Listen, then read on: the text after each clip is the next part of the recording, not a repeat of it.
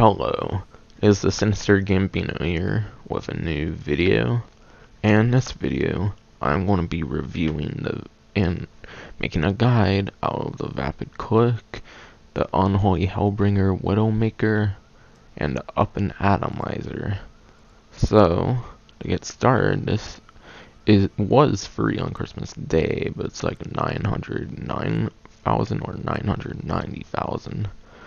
I forget, but the exact price will be on the screen. But then we go into the customizations, where we have 5 different front bumpers, 3 to 4 different bodywork modifications, 5 rear bumpers, 2 chassis options or chassis. Then we have different grill options. 8 different grills.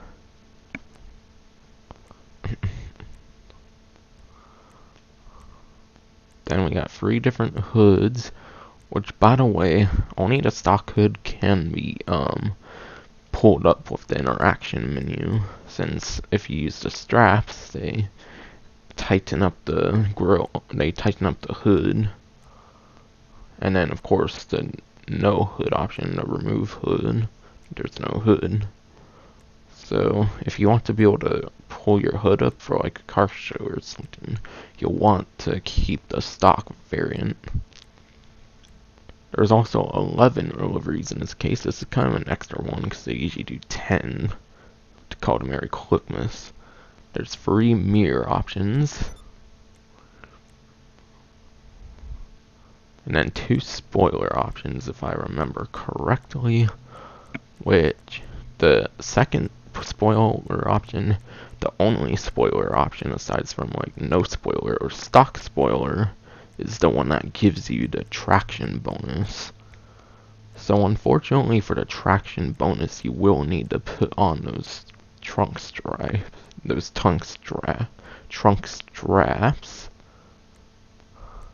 And then that's pretty much it for the modifications.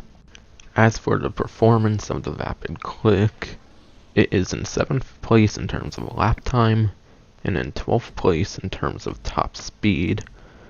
And by the way, since this is a normal civilian vehicle and we can't really go too much in detail in terms of like how useful it is in free mode and whatnot, since it's more of a novelty vehicle as it doesn't have weapons or anything that would actually help you out in PvE that much, I decided I would do an actual race for the gameplay, which was defaulted to muscle cars, and also Rockstar created as well. So I went with Down the Drain. You'll find that easily throughout the race list in the pause menu. And now we will go over the pros and cons of the Vapid Clique. So, for my first pro, I put it was free, which was on Christmas Day 2018. So as long as you logged in that day, you'll be able to get this for free. Even like years later, if you haven't used the free voucher, you should be able to use it for one purchase of it, and then for any subsequent one, you will need to buy it again if you want more than one. It has great customization, as we shown earlier, with all the different options. You can remove the hood, which gives it a pretty unique look. I really like it when you can get rid of the hood and be able to see the engine the whole time you're driving with a vehicle. It has variety as well, in my opinion, which goes into the great customization, sort of. But more specifically, it has some minimalistic options if you want to like remove the trimmings on the like side of the bodywork and whatnot. And you can make it fully decked out as well, give it like super ridiculous grills and whatnot. Has a trim color, which I would have put does not have a secondary color as a con if it did not have a trim color. It also has a Christmas livery, which is very nice. It gives it that bonus livery since Rockstar typically puts on 10 liveries per vehicle. and I didn't really have much of a problem with a certain livery. I felt all of them were pretty deserved for the vehicle. And then for the last pro I put great performance, but when it was free. Since catch is the 4th place vehicle, which is the number 1 in terms of lap time, which is raceable. Keep in mind the top 3 now as of this update are not raceable vehicles. But the 4th place vehicle is only 200 something thousand, the Yosemite or something like that. Then there's the Dominator, specifically the Pisswasser Dominator in 5th place. So there's even a free vehicle for most people that has that. And then for cons, for the Vapid Clique, have hood and trunk can be disabled with the straps. If you, for some reason, I put it as a con, of course, since why wouldn't you want to open your hood and your trunk? Especially if you were to go to like a car show or something like that. Stock rims cannot be colored. I put it as a con, but I'm not going to let it affect my decision when I put like a final review number for the vehicle, like I've done with previous vehicles. Since the stock rims can only be colored via the iFruit app, which therefore doesn't really make it a feature, and you're kind of manipulating the game in a way. And then straps are the only way to get traction bonus. So just to get traction bonus, you're going to have to lose the ability to open your hood, your trunk. Yeah, your trunk. And then for the last con, I put it is a more expensive Yosemite. Because I watched Bruffy's video and he said it handles very similarly to the Yosemite. And it's around 700,000, if not more, dollars expensive than the Yosemite, so you can save yourself a lot of money if you want the same handling. And then earlier in this video, you'll see I compared the Widowmaker as compared to the minigun in terms of the damage output.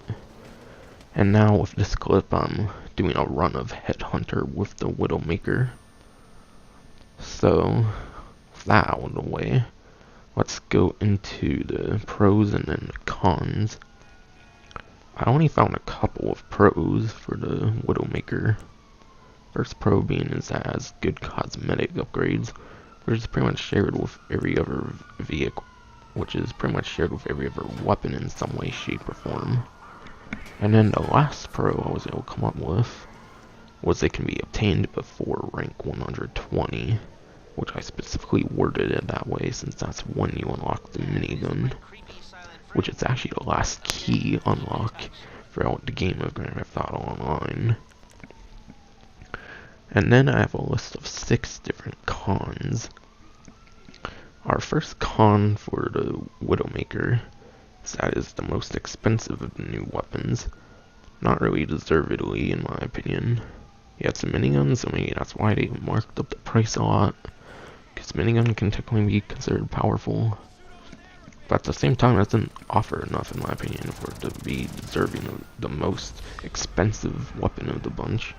Of the 3 different weapons that were released with Arena War as part of Drift Feed. I definitely do not see too much worthiness of this weapon.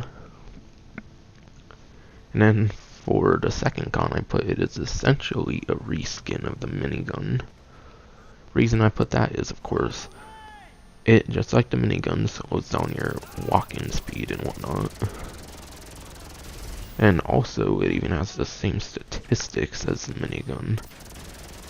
So it's very obvious it was basically a reskin of the minigun and kind of a rip-off of it. They could have probably done a better job of making it different enough to be worthy of the purchase, but they didn't, so that's why that's a con.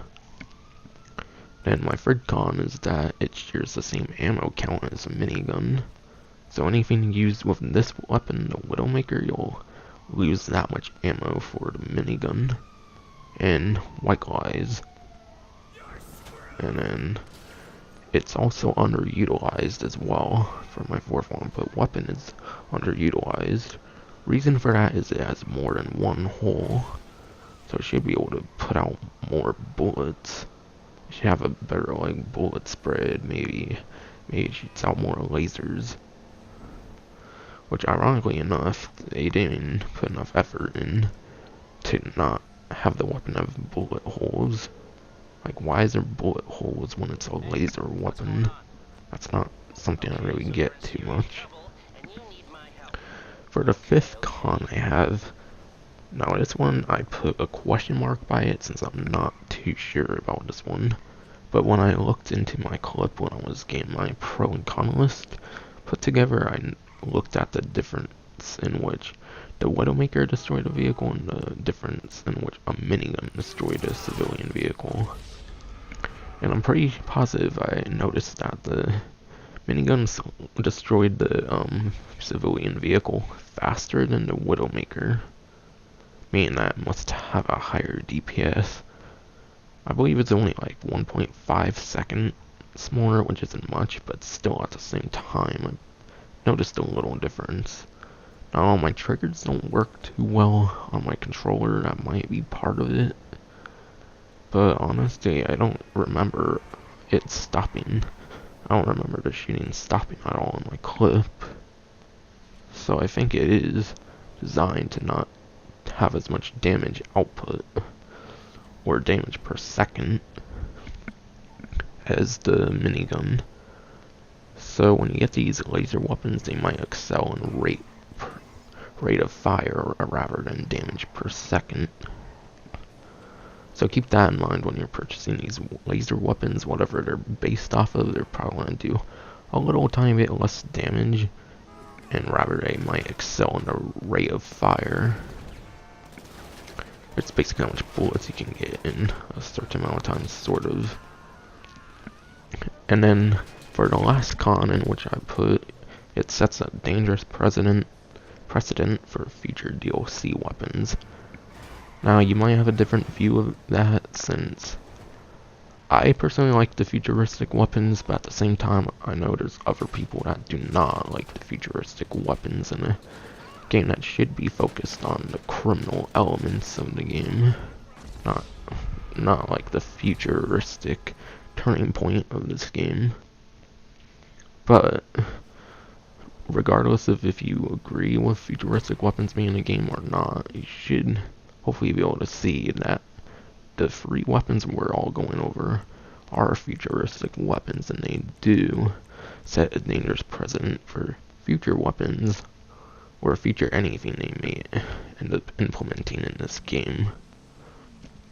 So that is all I have for the Widowmaker, and there will be a time code on the video.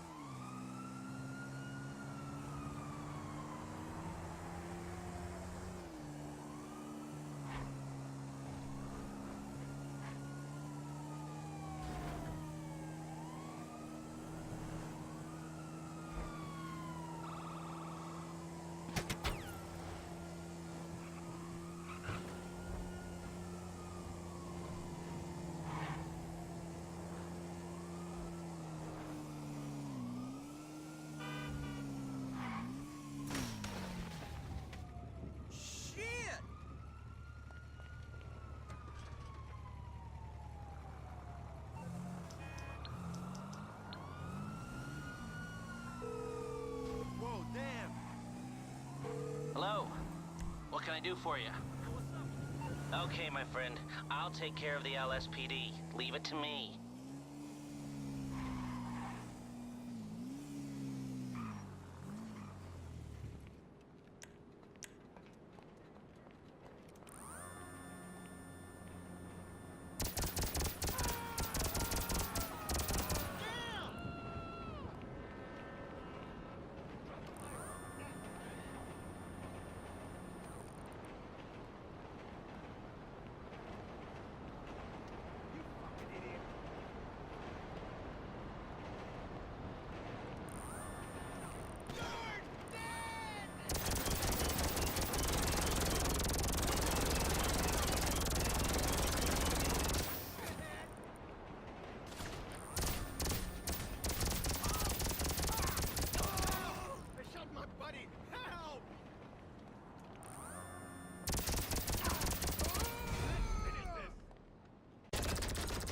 Onto the Unholy Hellbringer, you'll see in this clip that it's actually pretty decent at destroying a vehicle.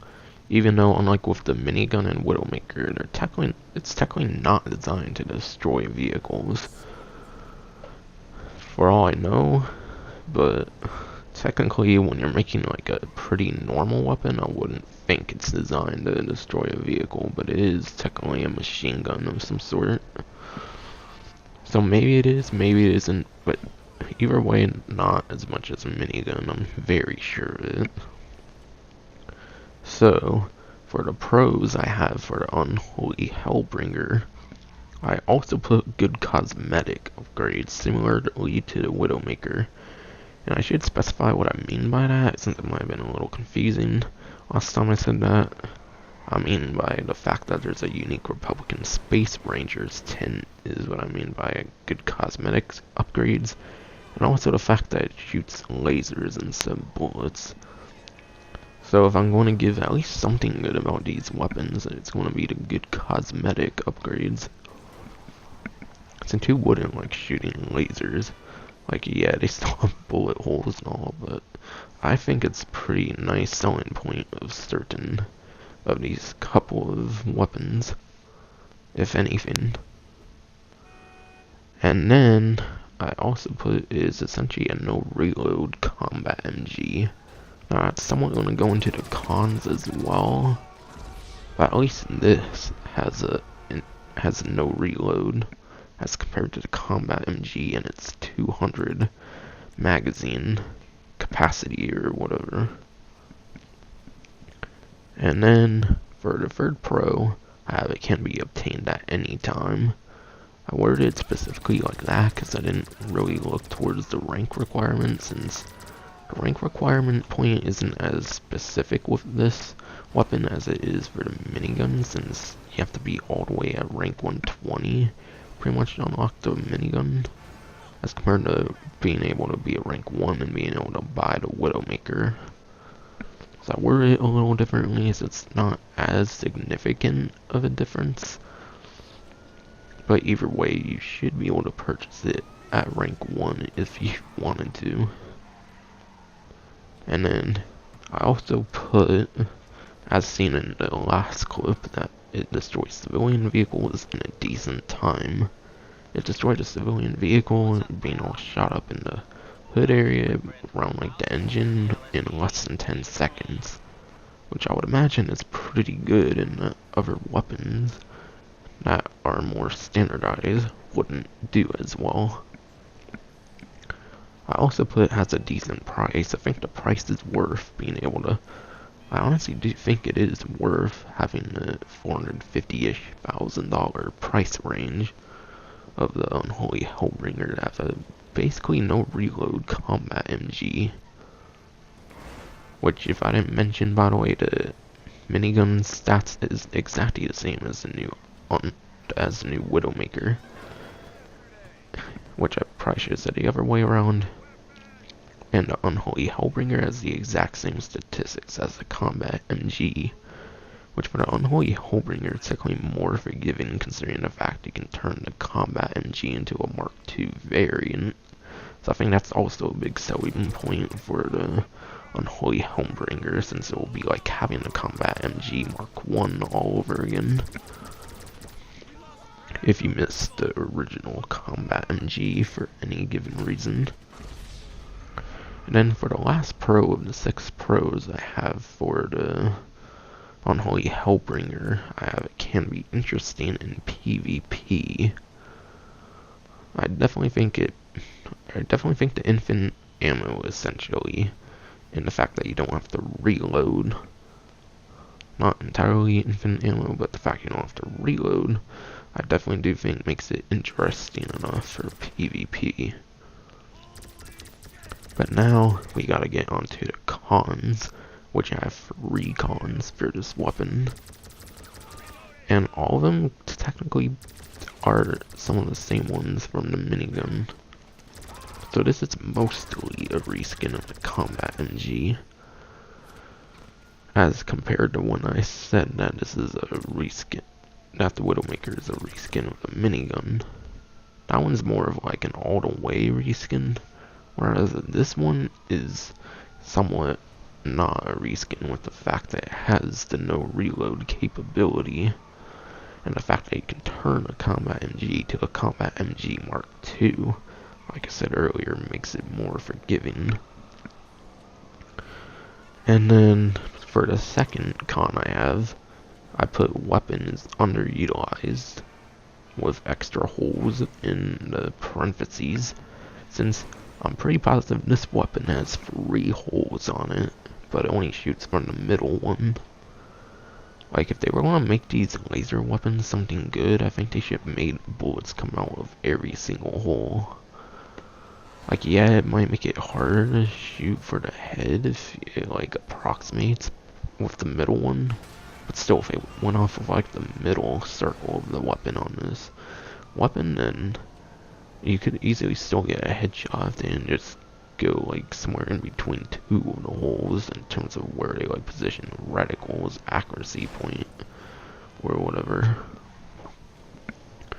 And then, last but not least, for the last con I have for this weapon, as well, is that it sets a dangerous precedent for future DLC weapons, with the same exact reasons I gave for the Widowmaker. So now, on to the Up-n-Atomizer.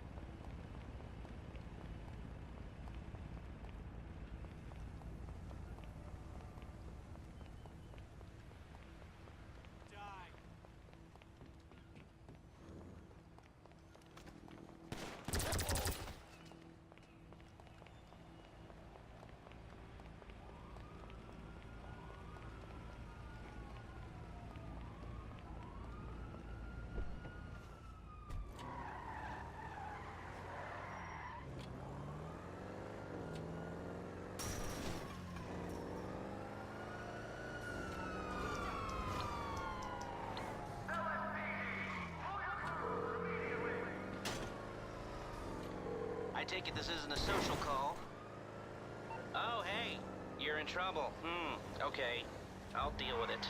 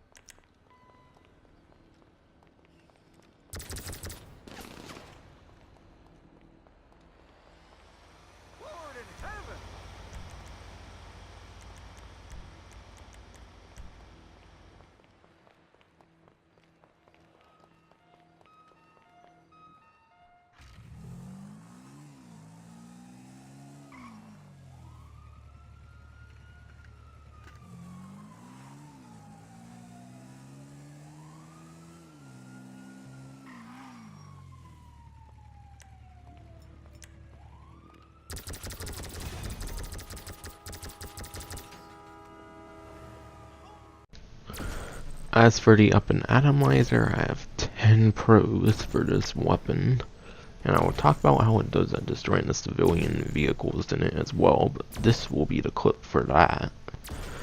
So, for the first pro of the Up-n-Atomizer is that it was free, which it was first free during the event business battles if you got the one specifically where you got the festive tin along with the Up-n-Atomizer. And those event business battles went up till the 31st of December, I'm very positive on that. And then after that it became impossible to get from any sort of business battle. And I'll get into the problems of the way they did that later, but there was also an exclusive festive tint that you can get with that, as we will describe later. The second pro I have, though, for the Up-n-Atomizer is that it brings a new weapon since over 2 years ago. Since, correct me if I'm wrong, but I'm pretty sure I'm not.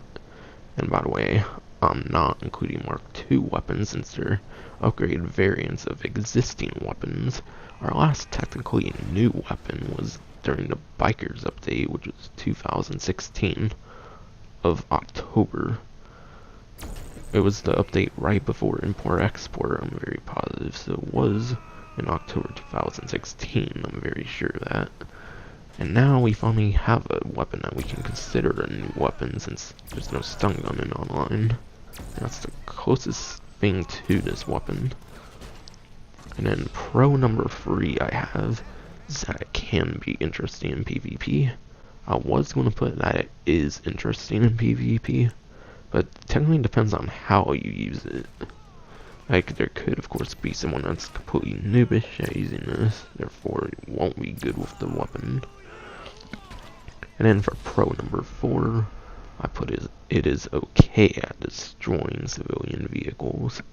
As you saw in the one clip I did before this clip, it took like over 20 seconds to destroy a vehicle with it, which I can get it because it's meant to like ragdoll things for the most part. But it's okay at destroying civilian vehicles.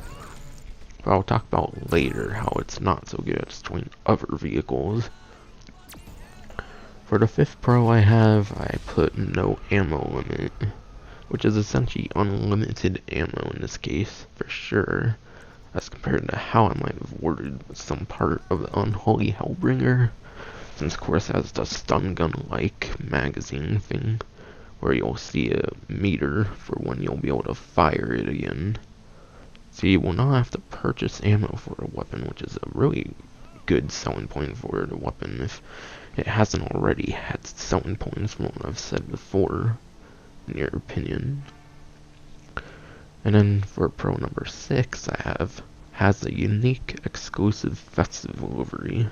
and I put event business battles in parentheses since that was the only way you could get it. Unfortunately, I did not personally get it, and I'm pretty sure the rate at which you could get it might have been lower than when you could get the festive sweaters, which was all I got from event business battles. And that's going to be part of a con as well, but the way they distributed delivery, I'll make sure will not affect my final number for when I give this weapon. For the next pro I have, I put can stun NPCs. So even if you miss an NPC, you can stun them, which you'll probably see was very useful for me when I was doing this headhunter with it. Since there would be times where it would be very difficult to kill a target because of the people protecting a target, so I would just shoot around them if I couldn't manage to hit them, and it would give me a couple seconds to like charge it up again with the weapon and maybe do it again. Yeah, the reload on it's kind of going to get rid of the purpose to stun NPCs, but at the same time it's actually really beneficial at the same time, in my opinion. For my next pro, I put it will ragdoll civilians and vehicles. Not much to explain on that since that's going to be the main feature of this weapon. But still, if it didn't have that feature, and if you were only able to, like, I don't know, hit them with a weapon, they wouldn't, like, move at all. If you're only able to damage this same amount as you could when the people ragdoll, except you wouldn't have the ragdoll feature, it definitely wouldn't be as good of a vehicle, as good of a weapon to use. And then the next pro I have is that I can get vehicles unstuck like never before. The reason for like never before to be in the wording was because of course there's the Phantom Wedge and the ramp buggy as well. But mostly the Phantom Wedge that could actually unstuck vehicles. But since it's a vehicle, of course, you have certain like angle restrictions and certain restrictions in how you'll be able to get something out. With the Up-n-Atomizer and the fact that you have a bunch of different angles to shoot at, and it's just a weapon you hold in your hand, you have a lot more possibilities of getting vehicles unstuck now. So if you're not really into the futuristic weapon for like actually using it, and you just want it to help you when you need it most, that's probably going to be your main selling point right there. And then my last pro for this weapon is that it's a great countered vehicles that with almost no counters. For example, the fully loaded Ruiner 2000, that can be pretty difficult to counter, cause even a like laser jet isn't going to do much to a fully loaded Ruiner 2000, since unlike a normal Ruiner 2000 has unlimited missiles, and its missiles are literally like the best in the game. However, if a fully loaded Ruiner tries to parachute to you and like commit suicide, sort of, because there's been times where I've been able to parachute right above someone and let go of it and get an easy kill just by spamming missiles. You can technically use Up-n-Atomizer to try to push the vehicle out of your way before it can explode you in an embarrassing manner. But now with that all out of the way, we have to go with the cons now. So for the first con I had for Up-n-Atomizer, which by the way I have 6, is that it can be overpowered. So at the same time, while it's probably the best weapon of the bunch of the 3 I'm going over, for most people that potentially watch this, it is technically able to be overpowered despite like the small meter distance that you have to shoot, which I forgot to put out as a con, but it doesn't really shoot that far, but it kind of makes sense as well, so I guess it kind of makes sense for me not to mention it as well. Because like once you hit someone at all with the Up-n-Atomizer in terms of a player, they might not be able to get up and shoot you again until they're dead. for con number 2, I have it can be terrible in PvE. Which, by the way, I put great free mode PvE weapon for can stun NPCs, which I'm sure I forgot to mention. But otherwise, outside of free mode, I don't think it's really good against PvE. I mean, I don't think it's really good against civilians or NPCs in the game. In terms of like a contact mission, a heist setup, or even actual heists. So once you're going against multiple AIs at once, it's going to not be such a good PvE weapon. And then it is terrible at destroying, upgrading armored vehicles. I'm very positive I went to the insurance, the Moore's Mutual Insurance building, and tried destroying a random player's vehicle. And even if it wasn't an armored vehicle, it took a while, remember. So it's only literally going to be good against the civilian vehicles in the game. And very obviously it's not going to be so good on the armored vehicles. Which might seem a little confusing since in this gameplay I'm probably going to use it on armored vehicles, of course. But that's just to get the people out of the vehicle. And then use Up-n-Atomizer against actual people. So that's where it becomes good against the armored vehicles. Especially in terms of the VIP work I'm doing right now, being Headhunter on the screen. And then it was initially free with the business battles, and a festival was exclusive with them. That's a con as well, since that was kind of a terrible way to distribute the festive tint. Yeah, it's better than logging in for something at all, because the login bonuses are definitely overdone, and they're the most easiest of them all. But I think it was way too hard. Like, there was a lot of times where I'd get the same festive sweater I already had during the event business battles. And there was still normal business battles, which the only difference really was you wouldn't get a festive sweater, or this exclusive tint, of course, or a livery, and then you wouldn't get like $40,000. So you should just done event business battles, no normal ones, when they were out. That is definitely for sure. And then for our next con, I put is low at killing NPCs, and it's best for stunning as well. I put in the parentheses, because as you can see in this clip over here, where I'm doing this Headhunter, you'll notice that when I go against the NPCs, it takes like 3 shots to kill one. Now, it might be different in this case, since I'm not going against an actual civilian. But why would you need to go against civilians unless you're getting attacked by like a gang or anything? If anything, you're likely to use it in Headhunter or something. Or anything with more powerful AIs that won't be able to tank more shots. But against the essential ones they're going against, you will not have a good chance against these vehicles, against AIs and whatnot. And then finally, last but not least, this also sets the dangerous prison for future DLC weapons, but I put somewhat as well, since this one actually has its uses. And it's our last completely new weapon since like bikers, like I mentioned earlier, which was way back over 2 years ago since this released, and right now. But anyways, that's going to be it for this vehicle/weapons guide video, where I go over a single vehicle, and then 3 different weapons. Hope you enjoyed.